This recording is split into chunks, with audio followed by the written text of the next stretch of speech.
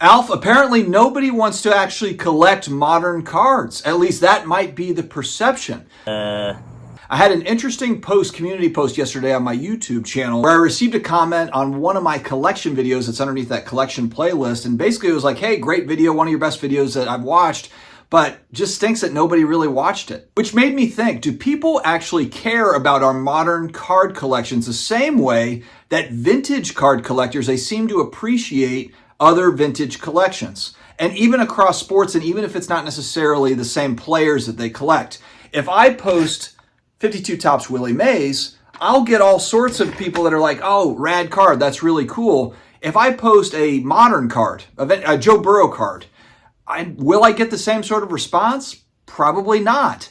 Now, there's a ton of nuance to this discussion, so we'll dive into it. Before I do, though, make sure you get $25 off your first PSA order, or tell a friend that hasn't used PSA, SCD25 code at the shipping and billing screen. Make sure to take advantage. Also, if you have a collection to sell, justcollect.com. I've got a link in the video description as well as the pinned comments. Take you right to the landing page to where you can fill out their appraisal form. Very easy. JustCollect.com will take good care of you over there. So my community post asked this question, and I got, I think, 11 or 12 comments, something like that, basically saying that modern card collectors are really just flippers. Really kind of saying that, hey, you know what? There's not really modern card collectors. It's really just modern card flippers. In my experience, when we talk about modern card collectors, who are the ones that typically are collectors that we know of, or ones where you will get some feedback on those cards? To me, it's always high-end modern. So if you have high-end stuff that is year 2000 forward, if you've got one of one black finites, if you've got golds out of 10, if you've got rare inserts, if you have downtowns or kabooms, maybe those get some action. People are like, ooh, that's cool. But for the most part, I do agree with a lot of these comments that, man, it just feels like on the modern side and with new releases, it's just, it's that game of buying, grading, selling, buying, grading, and flipping, which I'm not trying to take away from that game. It's fun. I do some of that as well for certain cards. So I'm not trying to take away from it, but I think it just opens the door to ask that question of, are we actually adding more collectors? People, it would be really interesting to see somebody that has, let's say they're a Joe Burrow fan. They collect Joe Burrow. And as opposed to maybe having like a rookie ticket autograph, that's a great card. But maybe they have actually they like the picture on the card. I don't know, Optic, let's say 2022 Optic, third year Burrow, second year Burrow, whatever. He's rookie in 2020. If you have kind of like a binder of the different, colors of the rainbow for Optic or whatever, or maybe it's Prism. Do people have that stuff? Are people collecting in that way? Because frankly, that is a way that you can collect fairly inexpensively.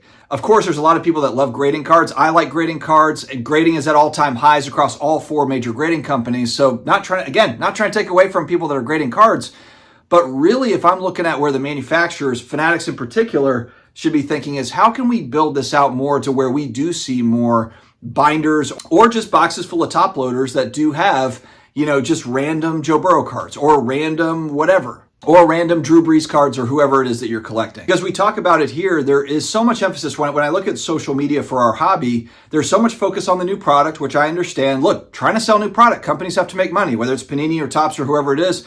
Leaf, they're trying to sell new product, Wild Card. So I get it. I get trying to build excitement around new product for sure. And also high-end sales bring interest. People like it. Lifestyles of the rich and famous. Whether you have the money or you don't have the money, I'm not somebody that's buying $100,000, $1 million cards. I'm not chasing after that stuff. I don't have those funds. But that doesn't mean that we don't necessarily like to watch it. So I understand the marketing piece of it.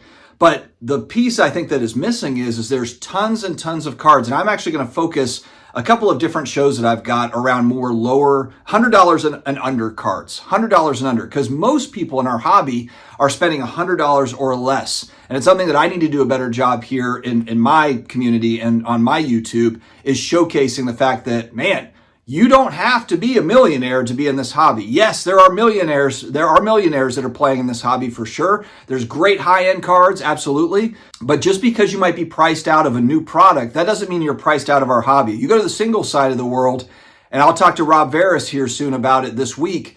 There is a lot of options on the single side. Doesn't matter if you're collecting Michael Jordan. People are like, oh man, that's Michael Jordan. His cards are going to be so expensive. There's dollar Michael Jordan cards. There's plenty of dollar box Michael Jordan cards if you want to collect them. So regardless, whichever player you want, assuming it's not a brand new player that's just coming out now, even Caitlin Clark, even Wembanyama, those are probably some of the most expensive new players that are out. They have some inexpensive cards as well. But are modern cards actually collecting? And I think there should be more of a focus around, hey guys, you don't have to buy the $500 hobby box necessarily. You don't have to buy into a repack or a break. You can also just buy singles of whatever players you like or team you like. I'm a New Orleans Saints fan, so for me, these cards are cheap because we haven't had a lot of good Saints players. PC Breeze is the best player that we've got, and even his stuff, you compare it to the greats, you compare it to Tom Brady, it's a fraction of the cost, which is great for me. So wanted to throw this little tidbit, wanted to throw this little nugget out into the universe.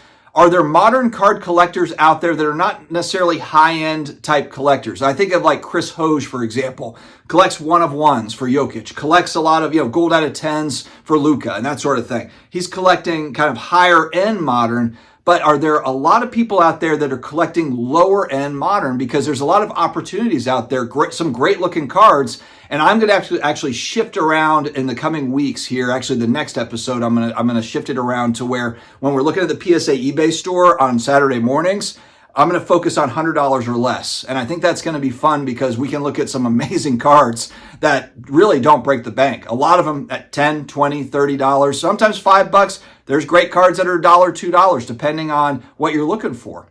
So friends, let me know your thoughts in the comments. Are the vintage card collectors, are they the only ones that really kind of appreciate looking at other collections on social media, other cards? Or are there modern card collectors as well that like to look at other people's collections? Or is it just that most modern is not collected? It's just flipped around. Let me know your thoughts in the comments below. Stay healthy, stay awesome, and I will talk to you again later.